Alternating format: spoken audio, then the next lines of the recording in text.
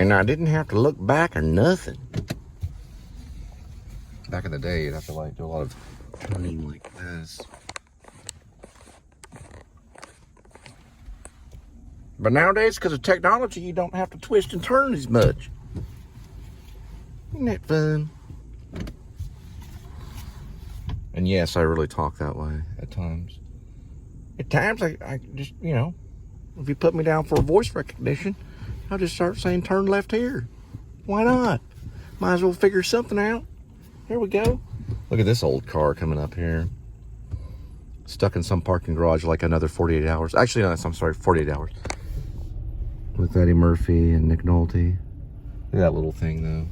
It's not exactly the same car, but the idea. Little car in a parking garage. Probably has a briefcase of money in the back. In the trunk, maybe, I don't know. Don't go out and try it, see if it does, but.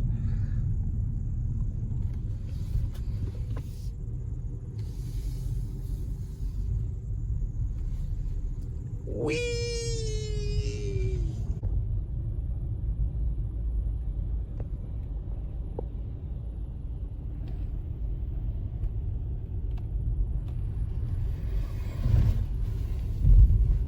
I just imagine Kitty, you know, on the couch, just kind of curled up, working on his 20th hour of sleep, thinking, I'd rather be on the Tempur-Pedic.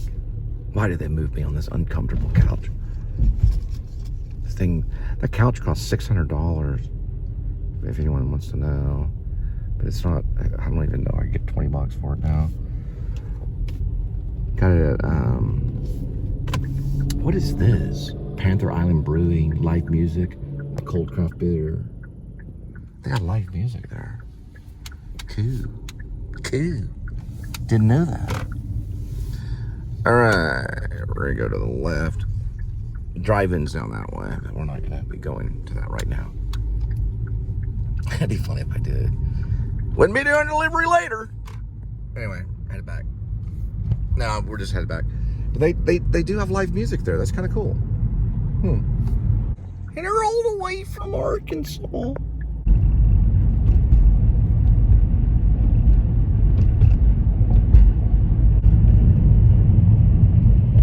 And they're all the way from Louisiana. All right, so far for tonight, looks like 28 miles. Yesterday, probably about 40 miles or so. I'm gonna go ahead and reset that one. And out of that, probably 20 of the miles so far today. All right, next delivery is 8:45, 2 minutes, 0.6 miles. All right, each one of these are numbered like an address out here. Oh, there's one spot right here. Parallel parking. So you line up right here, about like that. And you just turn all the way that way. And then you wait till it gets, let's say, maybe like that. A little bit more. Also that bumper to that rear side view mirror. And then you go this way like that.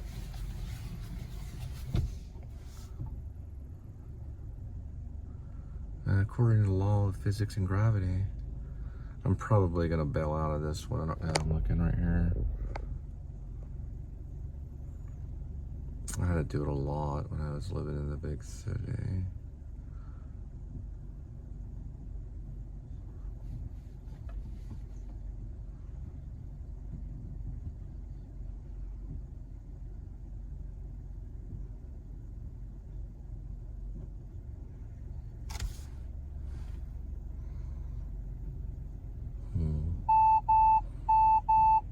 That's nerve-wracking.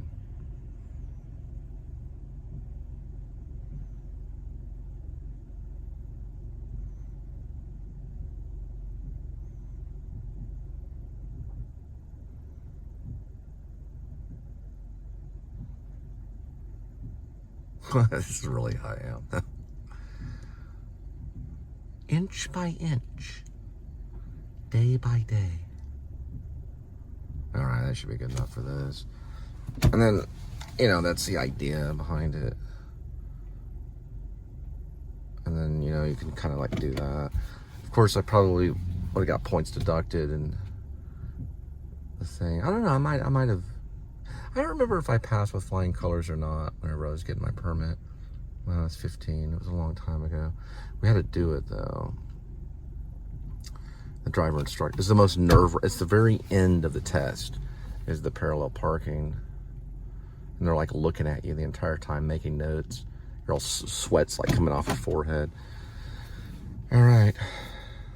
Usually, all right, so he actually came to me. But, I mean, I either that or park in the street, I don't know. You can see where that works from there to there. Give it some space there. A little more. Now, we'll see. I want to stop about right here, just to double check. Spin around this way. Excuse me. A little bit more. One more spin. All the way there. There we go. That's how we learned it. Back in the late 80s. Now they do it with cones. I didn't know Charter was with Spectrum.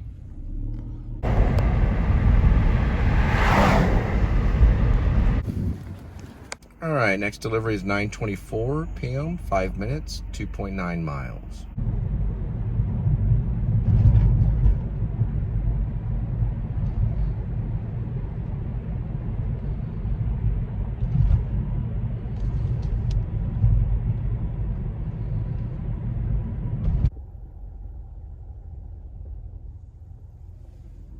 All right, these places are called Crystal Springs. Usually the drop-off is like right in front of this little gate thing. It's pretty cool looking though. Yeah, they've got tons of brand new apartments in Fort Worth. And these are probably maybe this year, maybe a couple of years ago, I don't know. They look brand new. But you can't own them though. All right, next delivery is 9:55, 4 minutes, 1 mile. All right, so I've been listening to a lot of Joy Division, and A Lonely Place is a cool song. And I like the way the recording is. But there's a moment when Gerald Ullman III crawls under the fence onto the ranch. He also gives the, you know, the verse, we look through for now we look through a glass darkly. That whole moment. And he also talks to John Blacksmith. Now, that could be a moment when they kind of split up to go after the werewolf to bring in A Lonely Place. It's a cool song. It's a Joy Division song. Because they're kind of like scouring or whatever. They're scouting through the ranch, setting up things. It's when he places the stake into the ground for the thermal camera. It's just an idea. But it sounds cool. There's drums. I mean, like, Joy Division was kind of like the Doors for us, you know? They were the counterculture rock band. I guess you could say alternative rock or post-punk, whatever. Post-punk is probably what they were. Or just punk, you know, whatever.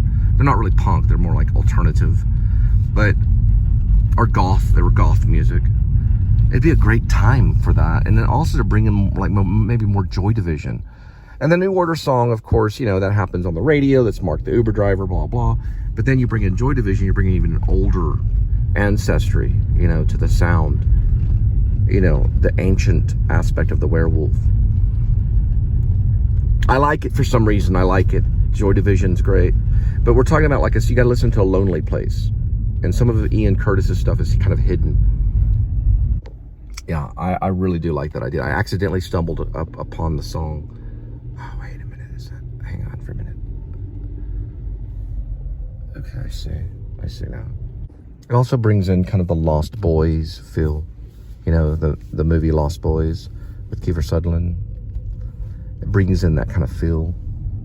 Had to turn around and go the other direction. For some reason, someone wrote an 8 rather than a 4. But hey, what do you do? So, I guess maybe they're planning the shot right here. It's actually a nice little scenery of Fort Worth right up here. It's probably one of the central points.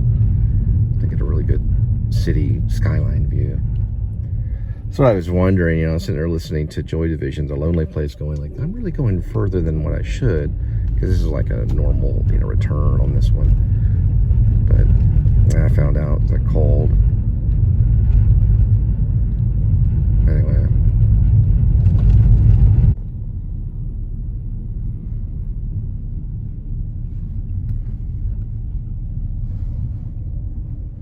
Why does that not look familiar either?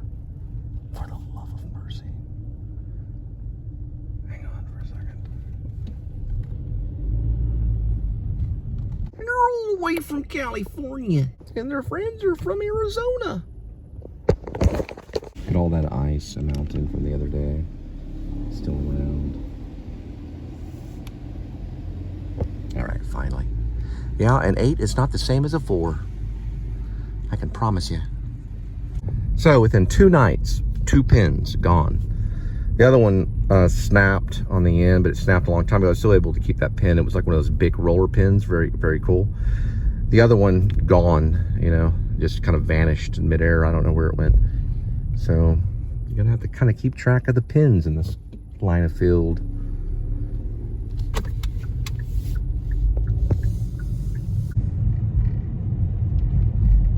All right, another night delivery. So January 23rd, they'll be releasing the news and information about Oscar nominations. So I always do a prediction. Definitely going to predict for Best Picture Killers of the Flower Moon, Maestro. Killers of the Flower Moon's Scorsese, Maestro's Bradley Cooper, Oppenheimer's Christopher Nolan. What else have I not seen? I haven't seen any of these. You know, there's probably going to be like 3 or 4 of them that I'm going to have to do research on. I still today have not seen Everything, Everywhere, All at Once. Just have not been able to see it. The only really big movie that I saw from last year was Fabelmans, which was also nominated. Anyway. Oh, yeah, Iron Claw. The Sean Durkin film, directed by Sean Durkin, who did, I believe he did a film called, started with an M. Sorry, I should know this. Sean Durkin, he directed Iron Claw. I think he was a producer on, I'm going to have to look it up. Anyway, we'll see you later. All right, Sean Durkin, he did Martha and The Nest, and a few other films too. So this is kind of it'd be an underdog. Iron Claw would be an underdog. Underdog win. It's hard to say. You know, it really is hard to say. Some people think, oh, okay, this film, I'm sure about this actor. You never really know, to be honest.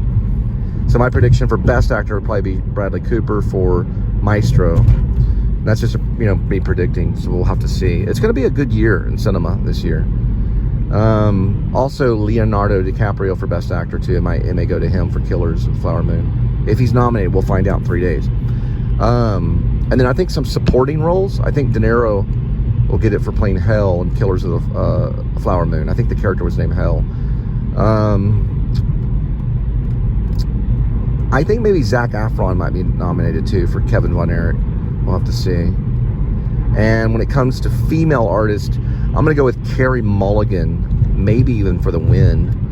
It could be kind of like a Silence of the Lambs thing where Bradley and Carey Mulligan get it for Best Actor and Best Actress for Maestro, because they did a lot of research on that. She sat around and painted for several days or something, because Felicia's character, and I didn't know Felicia's character wanted to be an actress. It's a pretty cool little idea. It looks like a pretty good one. All right, now we're gonna head back to Kitty and Linda. So also Lily Gladstone for Molly Burkhart. in Killers of the Flower Moon. I think she might be nominated for Best Actress as well as Carrie Mulligan in Maestro. They'll be kind of competing. Usually, I think they have 5 to 10, no more than 5 to 10 nominations. When it comes to movies, it's now usually 10, around 10 movies that are nominated, sometimes even more.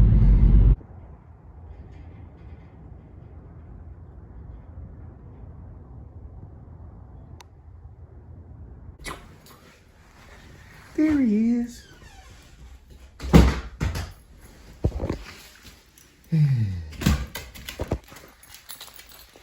Yeah. Hello.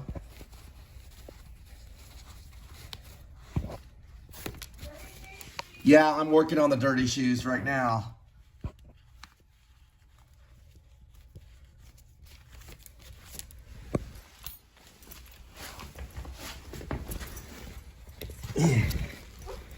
Hey kitty, how you doing? All right, coming in.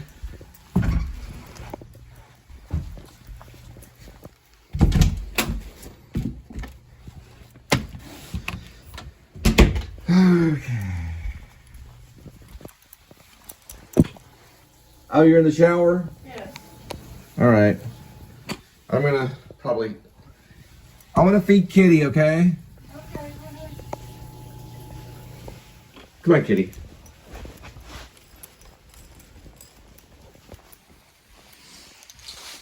All right.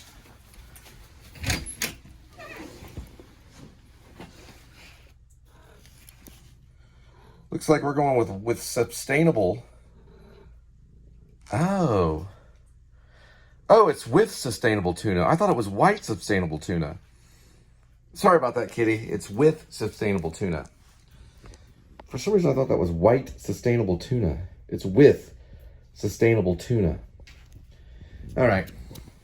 Well, this is what you're getting. What do you think about that? It's sustainable. And tuna. You like it? He seems to like it. What were you saying? Eisenhower became president in 1952 when I Love Lucy was on. Before that was Truman. After that was JFK. Actually, there is a historical site in Denison, Texas. Denison, Texas. I did not know that. About 2 hours away from here, like northeast. Huh. Yeah. Did not know that. I can't remember if it's a Republican or Democratic. Who? President Eisenhower. I know he served in the World War II. He was Eisenhower. born in 1890 and then he died in JFK was 1962. Democratic. So he What was the other one? Truman? Truman. It was Truman. And then when I Love Lucy first started, because sometimes they do like president stuff, but they don't really say the names. So it was Truman, and then it was Eisenhower, then after that was JFK, 1960. Yeah, they all fought like Democrats. Right. What was Eisenhower's nickname? I don't know. Please tell me. It was Ike. Dwight D. Eisenhower, also known as Ike, was from Denison, Texas.